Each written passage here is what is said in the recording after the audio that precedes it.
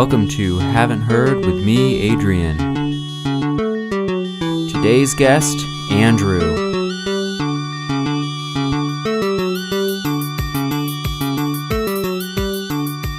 Alright, we're talking about Metallica, Master of Puppets, released on March 3rd, 1986.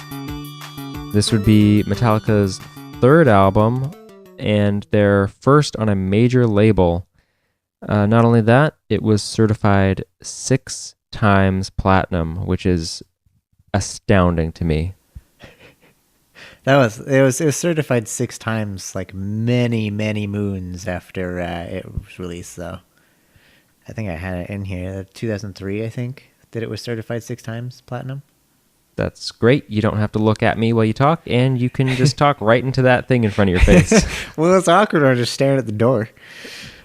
Okay. Let's act like professionals. Okay, I won't look at you anymore. I'm sorry. All right, so why did you tell me to listen to this album? Well, I was pretty baffled when you said you hadn't heard this one, so it seemed like an obvious choice, especially with you enjoying heavy music. I mean, I'd always kind of assumed that you would have listened to something like this at any point in your life, given your love for the heavy tunes, the chugs. That's a bit reductive of my music choice. The music. Are you trying to find your brie? Yeah, the beer doesn't help. Thanks for that. Indeed. When did you first listen to this album? Yeah, why don't you just smack those lips right into the fucking mic? Now everyone can enjoy your beer with you. Is that what beer's for? Anyway, my parents actually had this album when I was growing up. They had a bunch of Metallica and like Led Zeppelin and all kinds of the early metal and heavy metal and stuff like that. So fortunately, I kind of grew up listening to kind of the roots of a lot of the music that I listen to now. I feel like it gives me a bit of a greater appreciation for the evolution of the music that I enjoy currently. Yeah, so man, I probably would have been like 8 or 9 or something when I first listened to this one. Do you still listen to it? Not so much on my time like at home or like in the car where I usually listen to music, but at work, throwing it on Pandora or something like that, because it's a little more radio friendly than a lot of the other stuff that I listen to, and far less obnoxious than all of the other stuff that I listen to. So I feel like this is one of those things where I get kind of have my cake and eat it too, listening to heavy music at work and not really get yelled at. I can't think of anything that this band would hate more than to know that people are listening to them on Pandora. Yeah, and that they're the radio friendly option. Yes. Oh, how times have changed. Metal for baby. Yeah. Well, it is interesting to listen to this album after I've done the Black Sabbath debut album, because it does show that evolution. And you know what? Wasn't super impressed with the evolution so far. That is a super bummer. But again, this is like Metallica is much more, or they were much more thrash metal. Oh yeah. This album a little less so than the 2 before it, but yeah, man, they started heavy on the thrash. And there's still a lot of thrash on this album. Oh yeah. But they do kind of tone it down a little bit in a lot of parts. Yeah. Which bummed me out. Oh, you wanted more thrash? Yeah, I wanted more thrash. Oh man, I thought you would have wanted more of the heavy metal. Yeah, but the thrash has like energy in it. Yeah, has that's some true. kind of life to it. Whereas they're like Orion, the instrumental that is felt like forever. Yeah. At 8 minutes and 28 seconds, it basically is forever.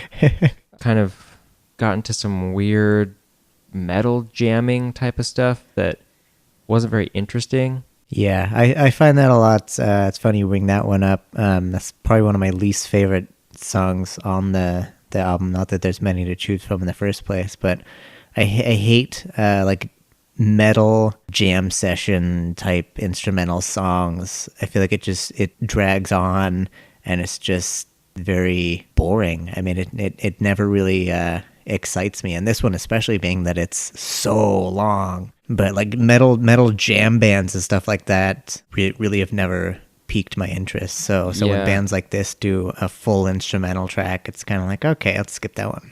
Yeah, and the instrumental, it's kind of half of it is like pretty basic playing to be instrumental, Yeah. like just some power chords and stuff like that. Yeah. And then obviously a ton of soloing, which is something I don't like on a normal day. Yeah, I'm not always terribly impressed with guitar solos, and I feel like a lot of metal bands kind of do it the worst, where they'll just throw in a ton of soloing, and it's just archaic and all over the place. I feel like a lot of bands just kind of shred solos for the sake of shredding solos. But I mean, there are some that do really fit well with what's going on around in the song. But the ones in this instrumental track are a little more on the archaic side. Yeah, I liked I think it might have been the last solo because it saved me from the just constant harmonized riff that got really old. Yeah. So then the solo came in. I was like, oh, I have a break. Yeah, metal instrumentals. Use them wisely. Or not at all. Or don't. Yeah. I mean, part of metal is being like heavy. And I mean, you have a voice there in metal. Use it. Yeah, I feel like kind of the aim of a lot of metal is to be a little more on the aggressive side, and aggressive music and instrumental just never really made sense to me. Especially when it has a spacey intro fade in. Yeah, that always drove me crazy. I feel like that song could have had a much bigger impact if it would have just started in right when the drums come in, and if it would have just came in all at once right there. I feel like it would have been a pretty powerful intro. Yeah, but the outro was not, because it was fade out, which in 1986 was probably still pretty popular. Yeah, I hate fade out. Don't fade outros. out a song ever. Yeah, it's a pretty cheap cop out to do a fade out Yes, ending. I couldn't come up with a part or a way to end this song, so I'll let the engineer do it for me. Yeah. But yeah, the intro to the album I was happy with. Yeah. Aside from the little acoustic intro, which seems pretty obligatory in metal. Yeah, that was kind of out there a little. But then it goes straight into that thrash.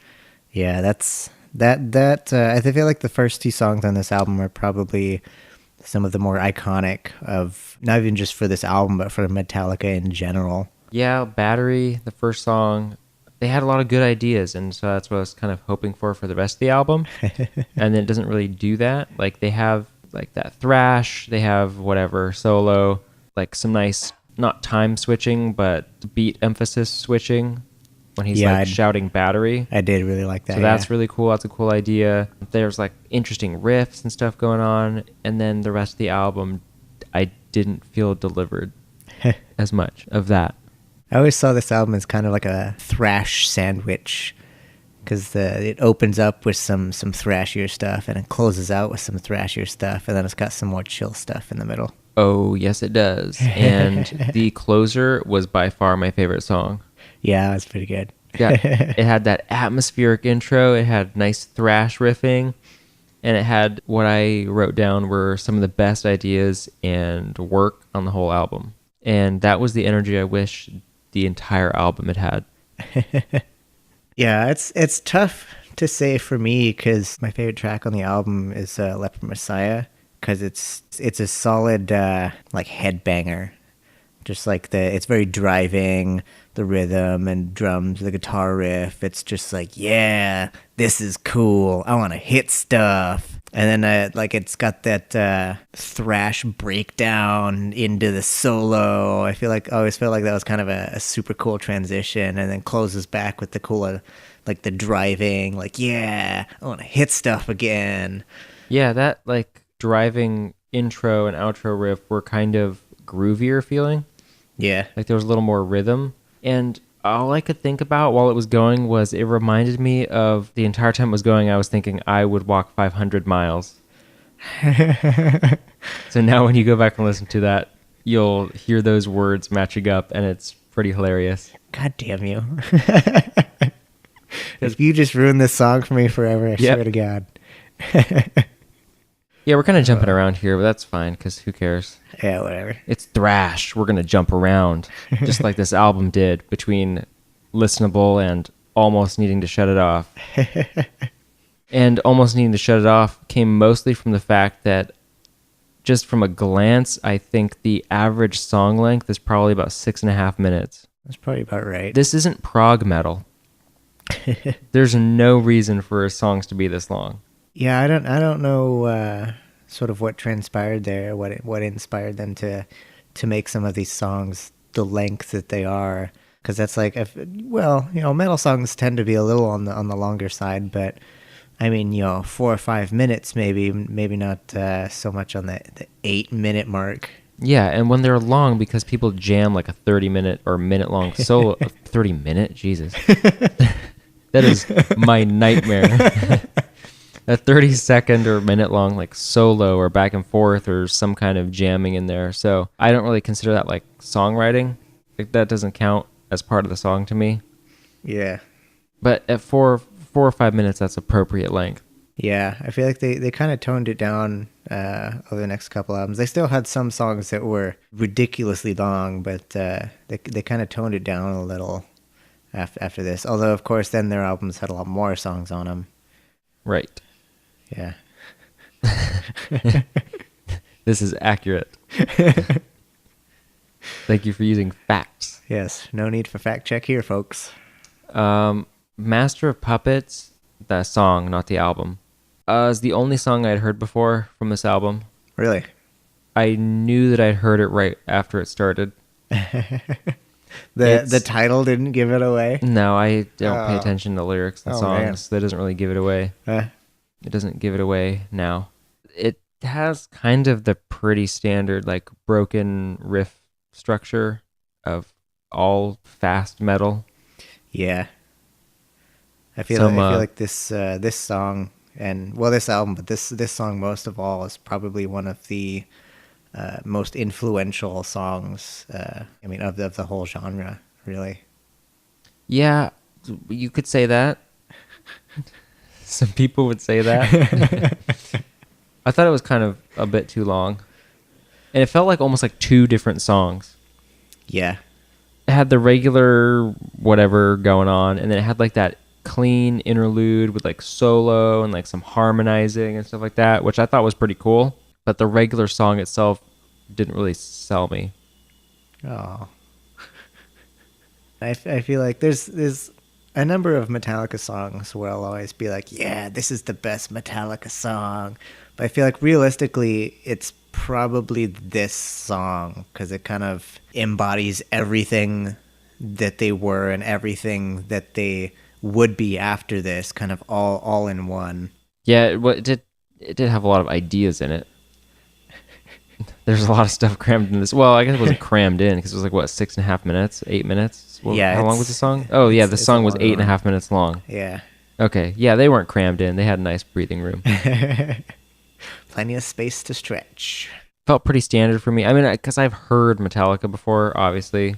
Yeah. Well, I guess it's not very obvious. No. From the entire purpose of this podcast. But I've heard a decent amount of Metallica. I just haven't heard an entire album, and I've heard random songs. Probably from later in their career. Yeah, probably. To me, it sounded like standard Metallica. Yeah. Speaking of the thing that should not be, it kind of, again, hit me as just standard Metallica. Yeah. It's one of those songs where it's like, it's a good song. It's a good Metallica song. Like, listening to it, like, oh yeah, this is good Metallica. But it's not going to be on your list of, top greatest Metallica songs. Like, it just kind of is. You know what? That explains that explains this album for me. It wasn't bad, but I couldn't really pick out any of the songs from each other because they all just were kind of there. Huh. Like, they had a lot of the same, I mean, they're all built on the same standard, palm muting, broken riff structure. Right, yeah. Well, you could say that with a lot of metal albums. Right, and then his voice is yeah. I don't like this kind of vocal work. Like tough guy vocals. Yeah. It's like tough guy metal vocals. Which Darren and I already got into. But this is like where we got into it on Pantera. Like Pantera was more still like shouted, like tough guy hard rock vocals. Right. But this is just like kind of sung tough guy metal vocals. And I just don't like his voice. I've never liked his voice. I can see that. I've never really been the biggest fan of his voice, but I mean never enough to make me not want to listen to Metallica. I mean I feel like it's become one with the band, kind of like AC/DC, where his voice kind of sometimes drives me insane, but at the same time it's like the songs are so good that you just kind of accept it as part of it. Yeah, I mean, but that's like I feel like in AC/DC, his voice isn't like trying to be something, though. That's just what comes out. I don't know, maybe they talk like that in real life. Oh, God, if I had to talk to James Hetfield and he talked like that all the time, I would be... Well, we wouldn't be friends. We wouldn't be friends anyways, because I don't think he'd talk to us, any of us, without us paying him some kind of royalty. Him and royalties could be an entire episode by itself. Yeah. All right, well, what's your favorite part of this album, then? It kind of served as a pretty good sort of bridge from their, like, thrash roots into... Like, I see this song as being the bridge between their old thrash stuff and, like, the Black Album, which was a lot more of the... heavy metal. It had a lot more of the melodic tones. It was a lot more rhythmic, more instrumental as well, which boy, I never saw as too much of a great thing. But yeah, just cough right into that mic. I always saw this album as kind of that transition between those two sort of generations of Metallica. That's cute. Thanks. It's nice. It's nice to be able to appreciate the evolution of a band. Yeah, indeed. Well, I got a couple notes about the entire album. Shall we get into them? Of course. Okay, I think the guitar work is good. I don't like the guitar tone, but that's basically just standard metal guitar tone, which I've never been a huge fan of. Just cut all the mids. Yeah. Just someone scooped all that out there and burned it. Yeah. But the actual work is good. I like it. I would never say that they were bad songwriters. I think they have really good chops and really good songwriting ability. The vocals are a meh to me. I think all his vocals sound the same. And this is coming from someone who listens to a lot of music that is exclusively just someone screaming into the mic. So if I'm saying all this sounds the same, I'm like reverse dadding this music. Speaking of modern metal, I like to point out that a lot of people now complain about modern metal, like modern metal overusing. Isn't that a Harry Potter character? Yeah, modern Myrtle popped out of a toilet. How can people complain basically about modern metal overusing open notes when I think at least half of this album's running time is filled with open notes? Oh yeah. I think 30 years of open notes, people are starting to notice and get a little tired of it. People start to notice this kind of thing? Yeah. I don't know what tuning they play in, but I'll just assume they played in C.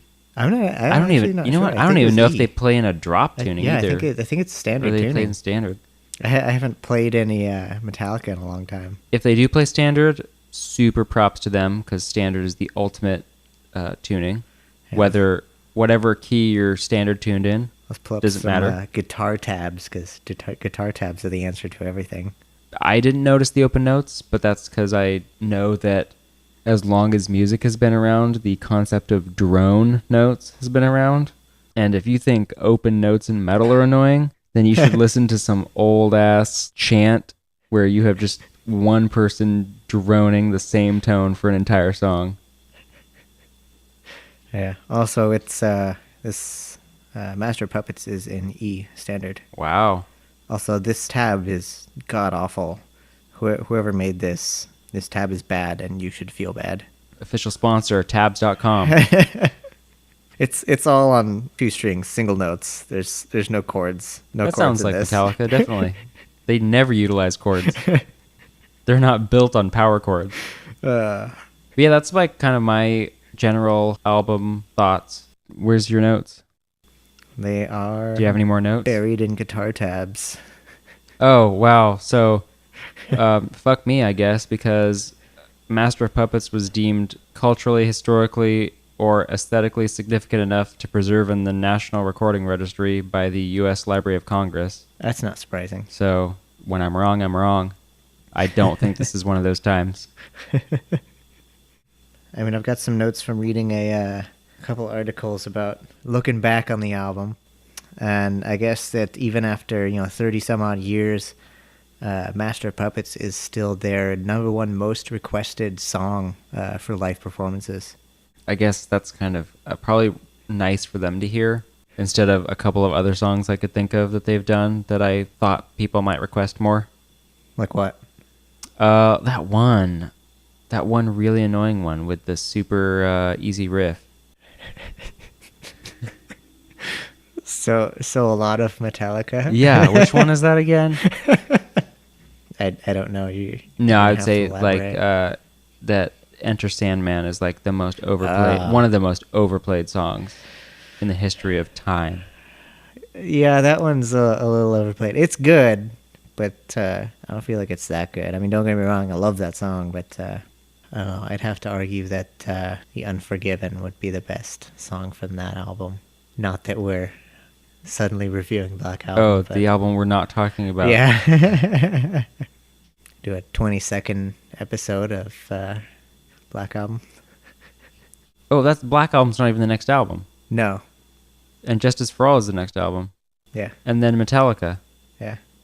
And then Load. Well, and then, the Black Album was their self-titled. and then Reload. And then Garage.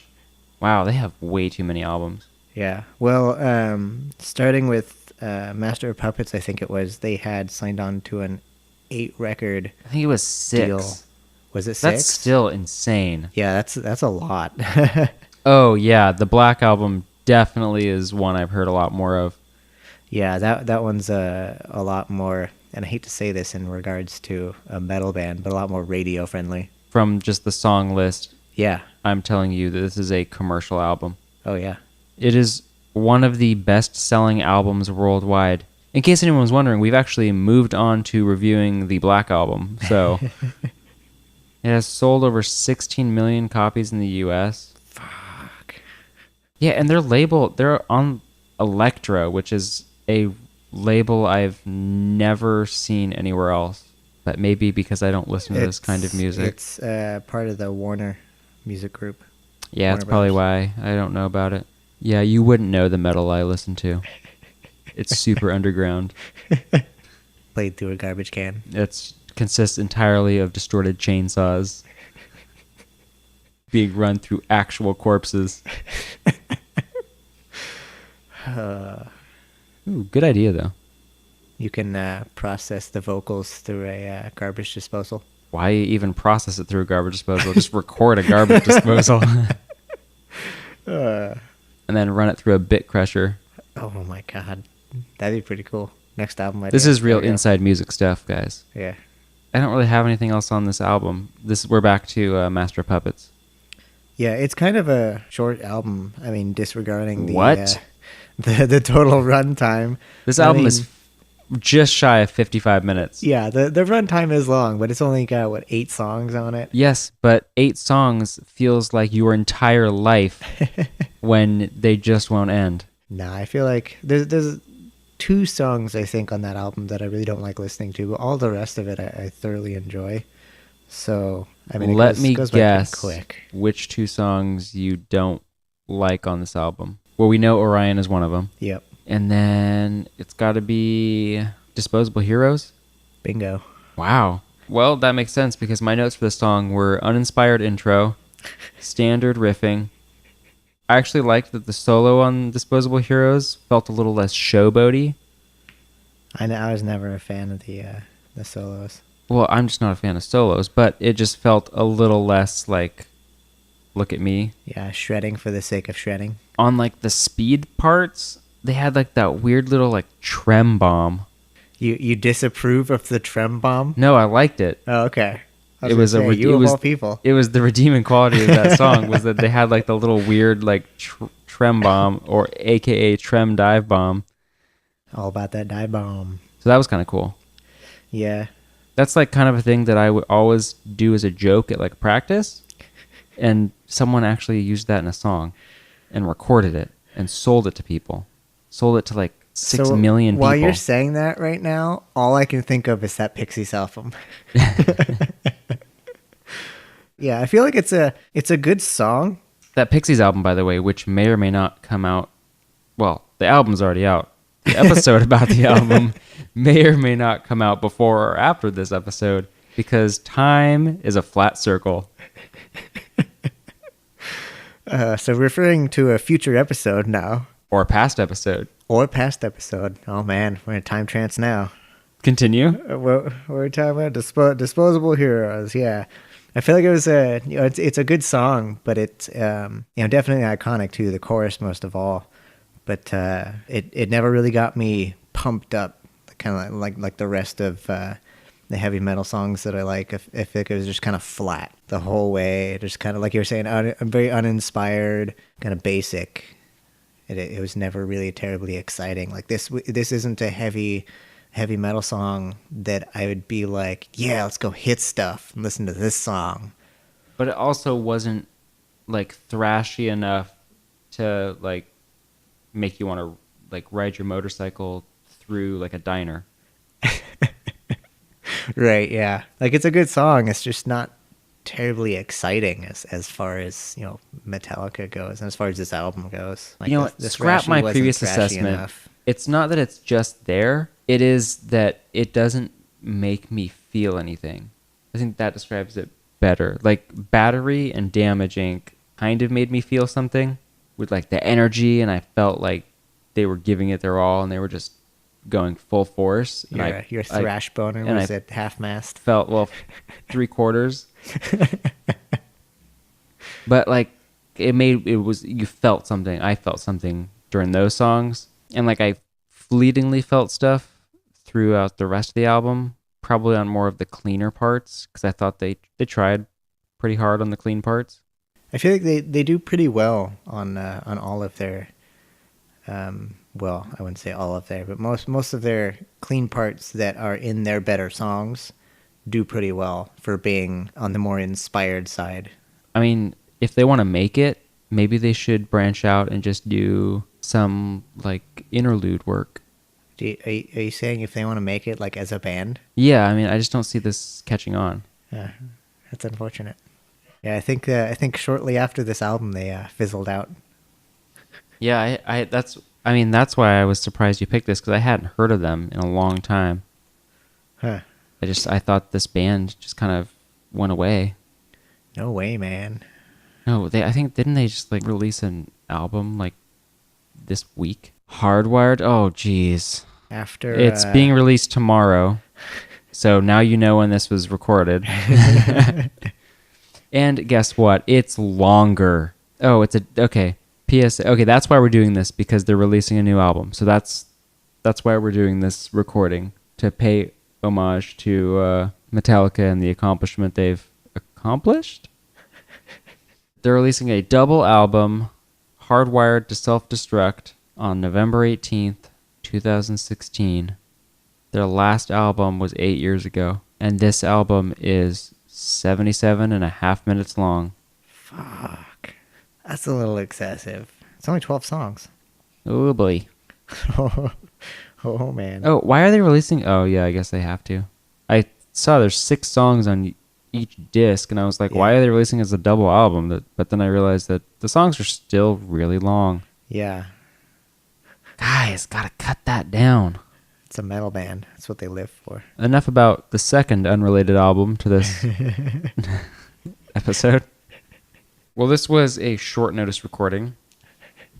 Indeed it was. The fact that we got anything done at all, the fact that someone got anything done at all is inspiring and should be inspiring to you too, listener. Well, I'm not surprised at how short it was as an episode because it's only 8 songs. And yet, it's possible this episode will make you feel like your life is dragging on forever and you're just waiting for someone to end it all. End it all, no regret. Is that one of the something? Is that one of the lyrics? You're trying too hard for your puns, man. Do you have just a list of possible puns over there? There's a Kill 'Em All with an album, if that's what you're looking for. Sure. Okay. Hey, let's talk about Napster. What? Napster? Yeah. Like the pirate thing, Napster. Well, the music service that Metallica had beef with. I feel like a lot of people had beef with Napster. All right, well, thanks for trying. Thanks for trying to put an episode together. Yeah, that's what I'm good for. People say it's enough, but, nope.